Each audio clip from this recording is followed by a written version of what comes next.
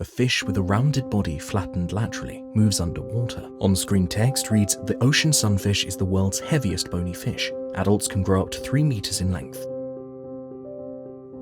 A deteriorated stuffed sunfish is displayed in a wooden structure. A caption on screen reads, "This specimen has been at the museum since 1883. It was in serious need of care and restoration."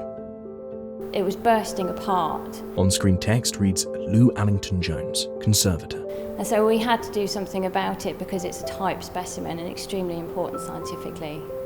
We had to humidify the skin to bend it. We had to remove all the internal stuffing. And then we had to repair it using Japanese tissue paper, and we redid the original stitchings. When we opened up the fish, we found 25 bags of straw. We also found a broken chair from Victorian times, and we found a scrap of newspaper from the Sydney Morning Herald.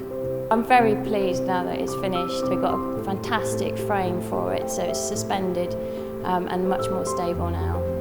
Lou's team pose with the fish skin. The words Natural History Museum are displayed in a column flanked by a large letter N on the left. A caption, "Follow us," appears on screen.